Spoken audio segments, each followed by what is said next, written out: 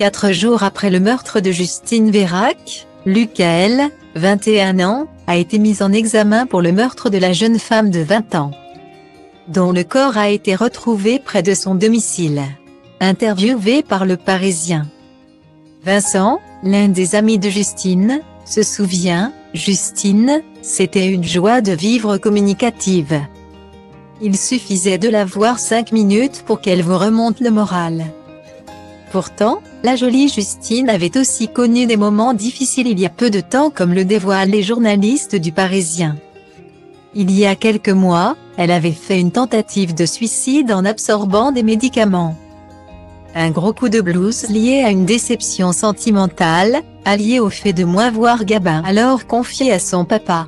Une tristesse que la jeune maman d'un petit garçon de 2 ans et demi avait finalement réussi à surmonter grâce à ses proches. Elle disait qu'elle savait désormais sur qui elle pouvait compter. Ce n'est que justice, car on pouvait toujours s'appuyer sur elle, ajoute son ami Vincent, qui précise que son amie était redevenue une jeune femme pleine de vie, qui passait son temps à rigoler et qui adorait danser. Pour rappel, Justine Vérac se serait sentie mal en discothèque après avoir bu quelques verres d'alcool et aurait décidé de partir dormir dans sa voiture dans la nuit du 22 au 23 octobre 2022. Elle aurait alors croisé la route du suspect, Lucas, une connaissance selon un ami de la jeune femme qui l'a laissée avec lui puis est reparti dans la boîte de nuit.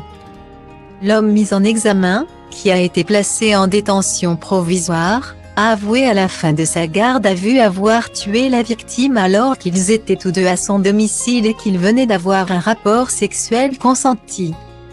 Cet agriculteur de 21 ans a également déclaré aux enquêteurs avoir donné un coup de poing, ce qui aurait occasionné le décès de la jeune femme, et s'être servi d'un engin agricole pour enfouir le corps en forêt.